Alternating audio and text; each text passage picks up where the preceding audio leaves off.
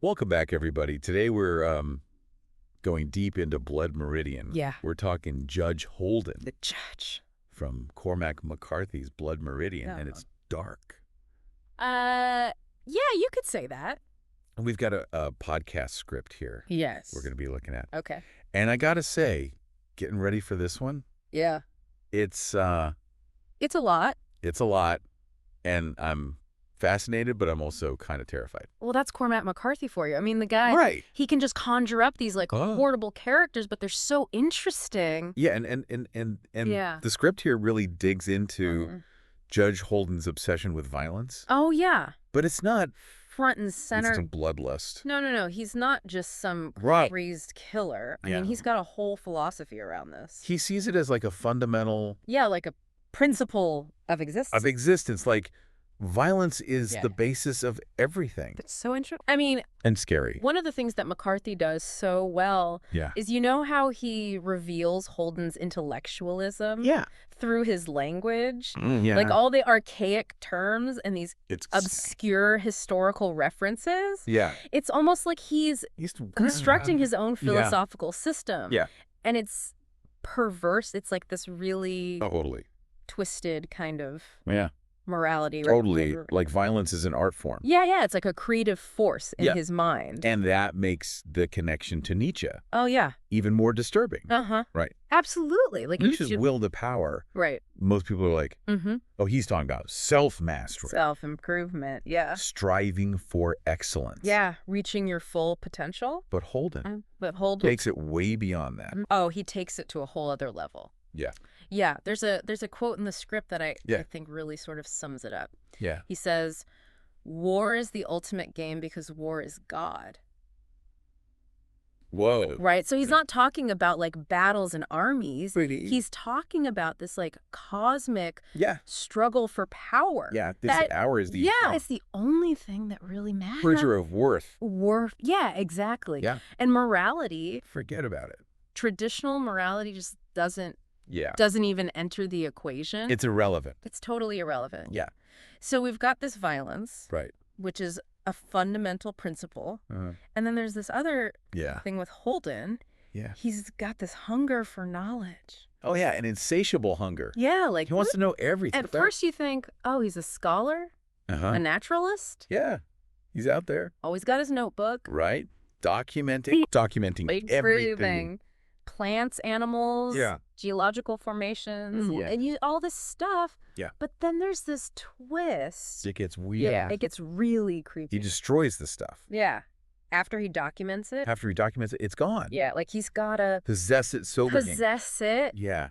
that he has to eliminate Get rid of the original. the original. Yeah. So it's not really Like within shell. about understanding the world. It's about Control. domination. He becomes the sole arbiter Yeah. The only one. of what is real and what has value. And that. And it makes you wonder Yeah. if that's It really does. in all of us. Yeah, like is there a little bit of Judge Okay. Holden in all of us? Do we all want to just control the things? control, You know, like dominate, we study yeah, the things that we the things that we claim to understand? understand. And I think that's what McCarthy is really getting at. Like, Yeah. are we all capable of that kind of erasure? Erasure in the name It's of in the name of knowledge. yeah. Yeah. He just takes it to this crazy, horrifying extreme. Extreme, yeah. Yeah. And that leads us to this other part of the script that I Yeah. found really interesting. Okay. This idea of Holden as a dark religious figure. Oh, yeah. He's got this like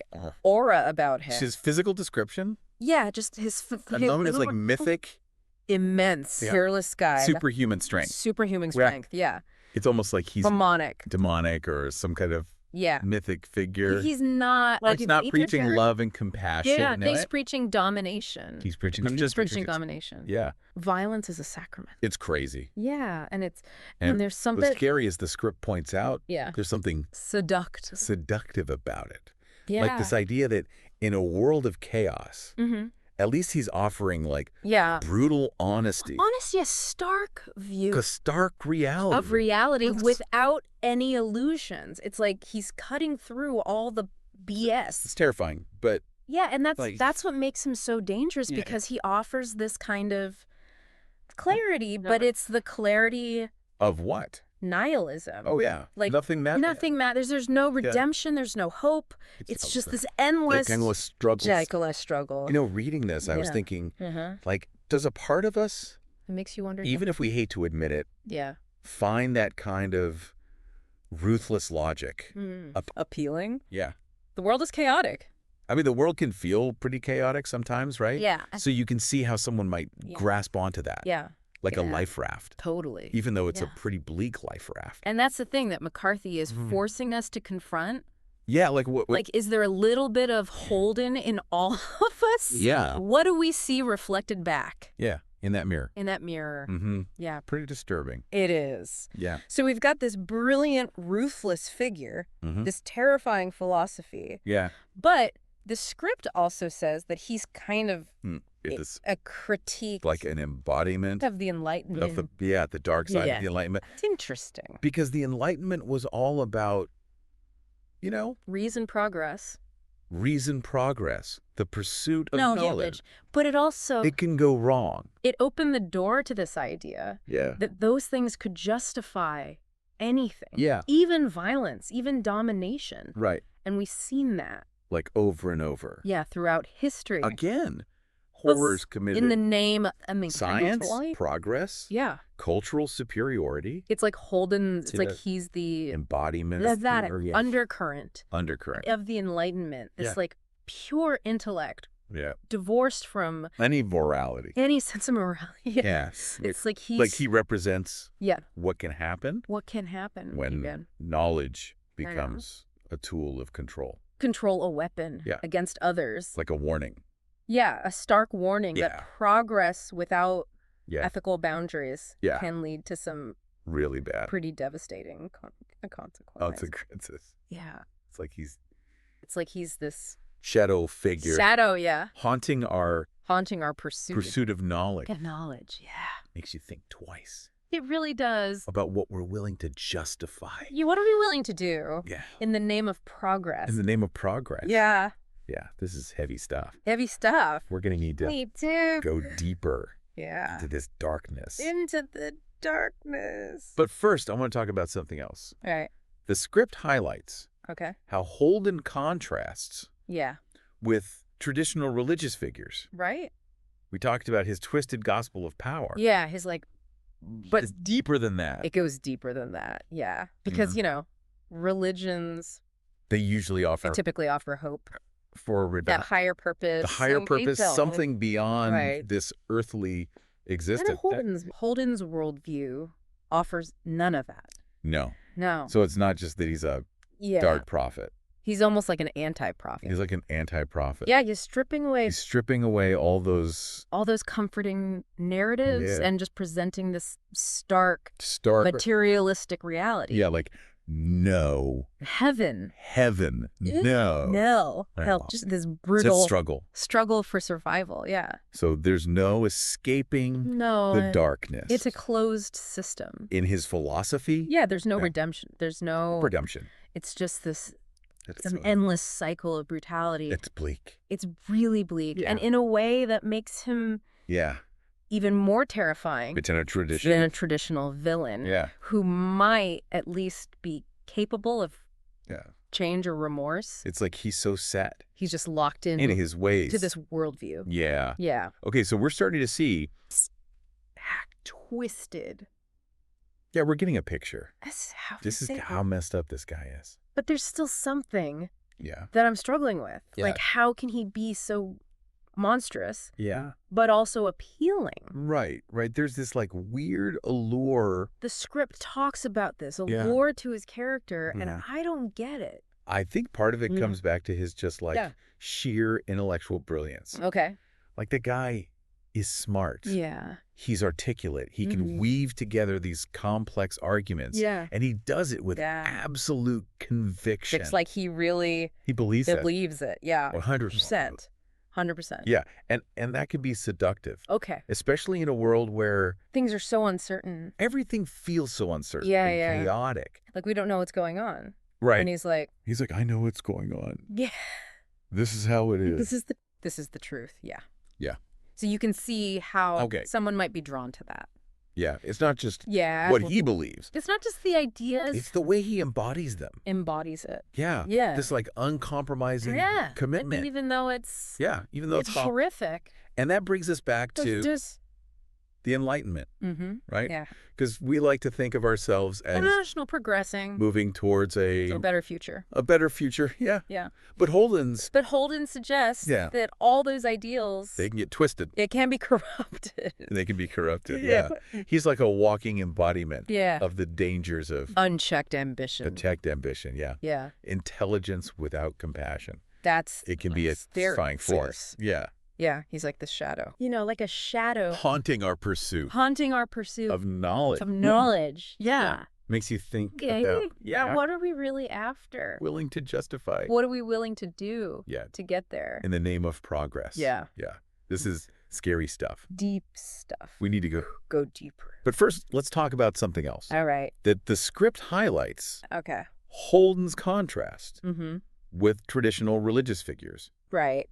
We talked about his twisted gospel of power. Right. His dark. Yeah. Sort of. It's deeper than that. Yeah, it goes deeper than that. Yeah. Yeah, because, I mean, you think about...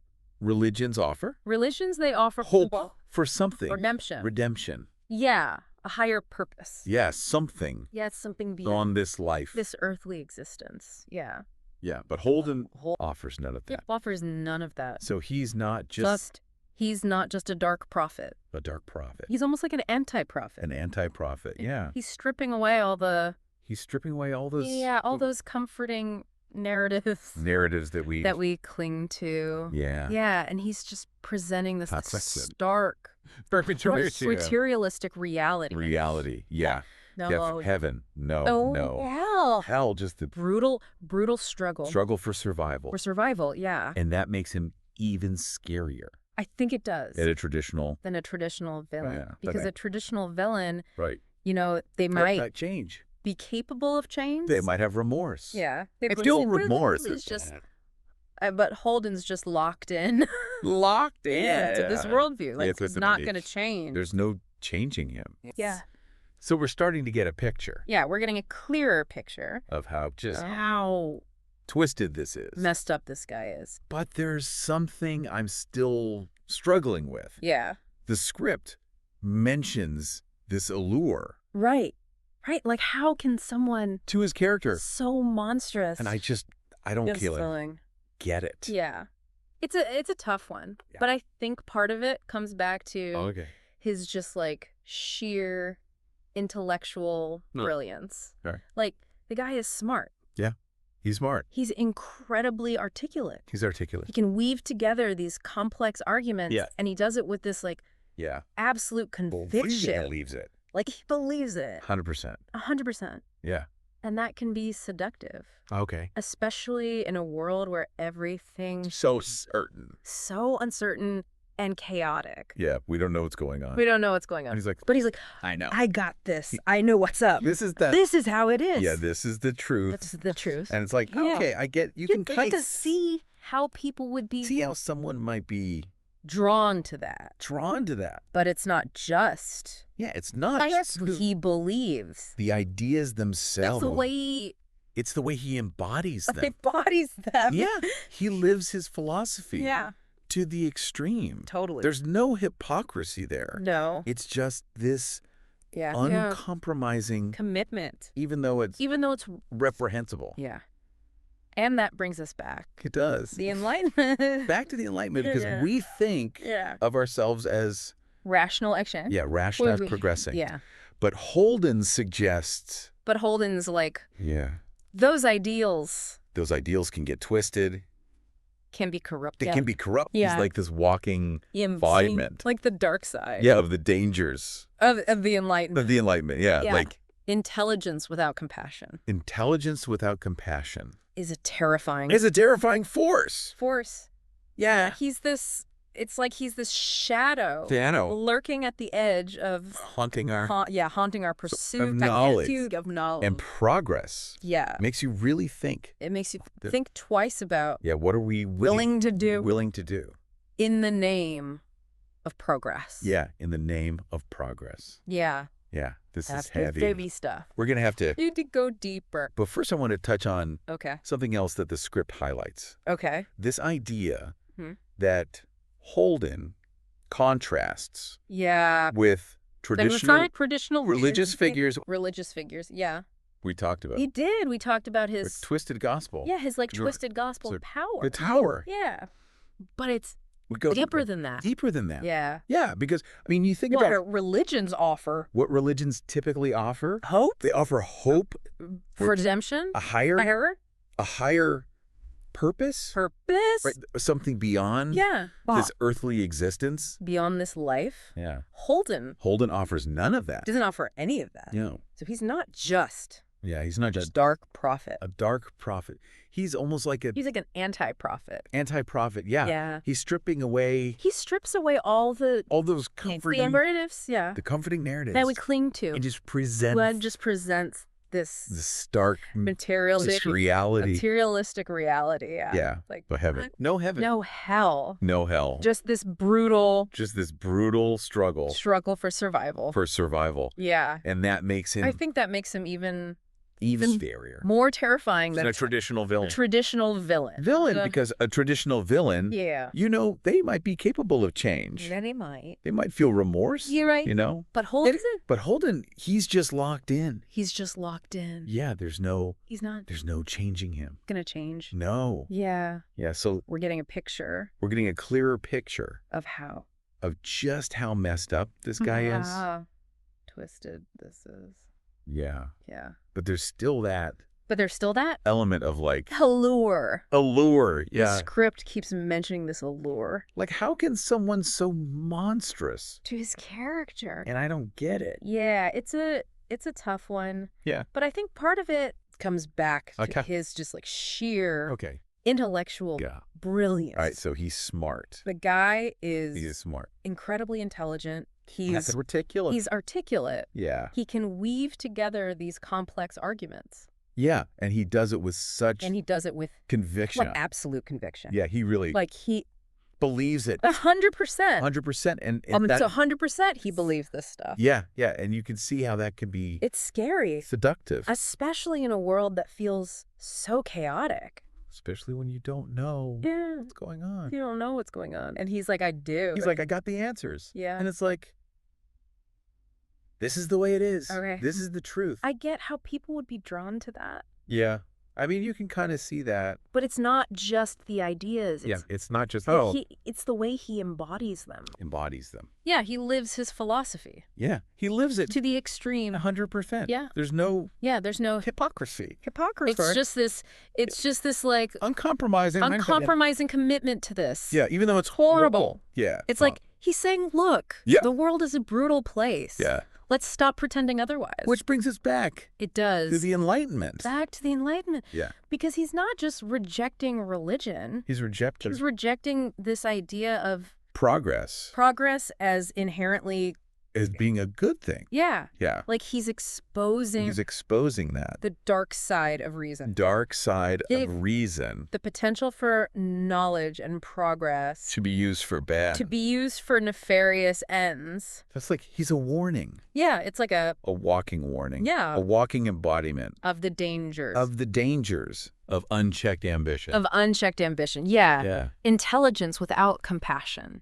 That can be a very scary thing. It can be a terrifying force. Yeah. And he's like this shadow. Lurking, haunting our pursuit. At the edge of, haunting our knowledge, pursuit of knowledge and progress. And it makes you think. It does. It really makes you think. Yeah, like what are we willing to do to get there? In the name of progress. Yeah, in the name of progress. Yeah. All right, so we've established that Judge Holden is this terrifyingly brilliant figure. Yeah, he's a piece of work. Who embodies this philosophy of violence and nihilism. But before we go any further, I need to ask about this nihilism. Yeah. The script keeps coming back to this. Well, it's central to his whole worldview. So what is it? I mean, nihilism at its core is this belief that life has no inherent meaning or purpose. Like nothing matters. Yeah. And Holden embodies that. Yeah. He does.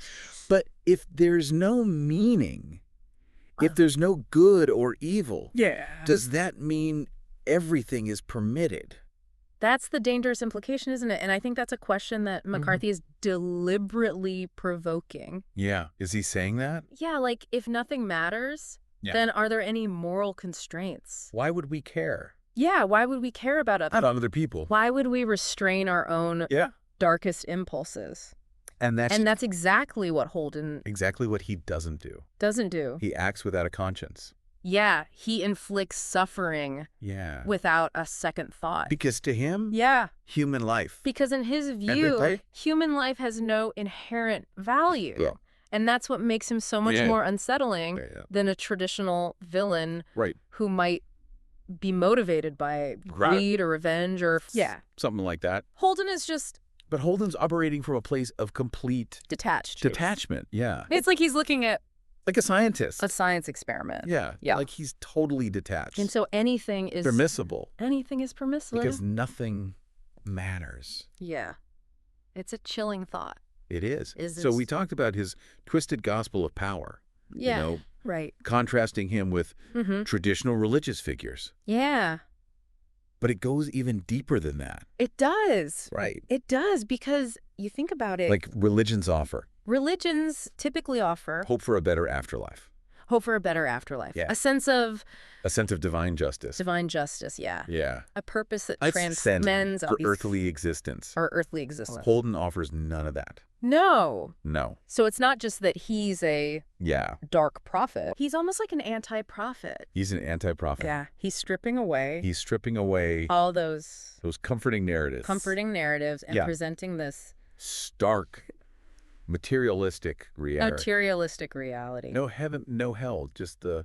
Yeah, just this brutal struggle for survival. A struggle for survival. Yeah, and for people. And for people who find solace in faith. Yeah. Who believe in a higher purpose. Yeah. That can be a profoundly disturbing challenge. Yeah, it's like... forces them to confront the possibility... what if... that maybe there isn't anything more. Yeah. That this life... with all of its... with all its brutality and suffering... is all there is. Is all there is. Yeah, that's scary. It's a scary thought. It is a scary thought. Yeah, it's heavy stuff. That final dance... yeah. Judge Holden just dancing like untouched. Yeah. It's such a powerful image. It's mesmerizing. But also deeply unsettling. Like McCarthy's saying, there are just forces in the world. Yeah. That we can't... there are things that are defeat. That we can't control. Maybe in ourselves even. Yeah, maybe in ourselves. Yeah. And I think that's exactly McCarthy's point. Yeah. Holden represents something... primal. Primal. Yeah, something that exists outside the boundaries of like... morality and justice. Yeah. He's an archetype. He's a force of nature. Yeah. And those things... yeah. And those things don't just go away. Disappear. Even if we want them to. No matter how much we might want them to. Yeah. So that's why it's so important. We have to understand him. To understand him. Yeah, but to condone him. What he represents. Yeah. But to recognize it. Yeah, to be aware. To be aware. Those darker impulses within ourselves. And in the world. Yeah, and in the world around us. Yeah. Yeah. Ignorance is not bliss. No. No, especially when it comes to this stuff. When it comes to these kinds of forces. We've got to confront them. We have to confront them. Yeah. We have to grapple with them. If we want any chance of... if we want any hope. Resisting them. Of resisting them. Yeah, the script talks about this strange clarity. Right. That Holden's character offers. That's weird, right? I know we've talked about it, but... yeah, but it's like a paradox. How can we find any clarity? Yeah. In such a... sometimes it's by staring into the abyss. Yeah. That we gain the clearest view of ourselves. So by looking at... the worst of humanity. Yeah. By confronting the darkest aspects of reality. We can see ourselves more clearly. Right. Yeah. I mean, he's a monster. He is a monster. But he forces us. To look at these uncomfortable truths. Yeah, these uncomfortable truths. About human nature. Yeah, about the potential for cruelty and violence. That we all have. That exists within us all. Yeah. So it's like... so it's like he's a warning sign. A warning sign. Yeah. A reminder of what we can... a reminder of what we're capable of. But we give in to our basest instincts. Our worst impulses. Yeah. Yeah. Yeah. He's like a cautionary tale. A cautionary tale. Yeah. A reminder of the dangers of unchecked ambition. Unchecked ambition. The idea that power is... And this worldview. The only thing that matters. Elevates power above all else. Yeah. And by understanding Holden. Yeah. By seeing that darkness in him. By recognizing the darkness that he embodies. We can guard against it. We can be more vigilant in guarding against those same impulses. In ourselves. Yeah, in ourselves. And in the world. And in the world around us. Yeah. Yeah. And it strikes me that... And I think Holden is really relevant. He's particularly relevant. Today. Yeah, in today's world. Yeah, with everything. With all the that's going on. Challenges that we're facing. Yeah. As a society. Yeah, we've got all this... I mean, we're living in this time of... technological advancement. Immense technological advancement. But also so much. But also this time of great... uncertainty. Uncertainty. And division. And division, yeah. And it feels like those same forces... all the things that... that Holden embodies. It represents. That hunger for power. Yeah. The willingness to justify violence. They're still very much at play. Yeah. Yeah. And I think that's why it's so important. To read books like this. To engage with literature like Blood Meridian. It's not just a story. A story. It's a mirror. Yeah. Reflecting back at us. Our own capacity for darkness. Both darkness and light. Yeah. Yeah, it challenges us. It challenges us to really think about... to examine our own beliefs. Our beliefs. Our actions. And to make sure... that we're not contributing to. That we're not. That cycle of violence and exploitation that Holden represents. So it's not enough. It's not enough. To just be like... to simply condemn... Judge Holden's bad. Judge Holden as a villain. He's a villain. We have to understand. We have to understand. The forces that created him. Yeah. The societal and psychological factors. It's like, how did this... that allowed him to flourish. Happen. Yeah. And we have to ask ourselves... the tough questions. Some tough questions. Yeah, like, what are the conditions?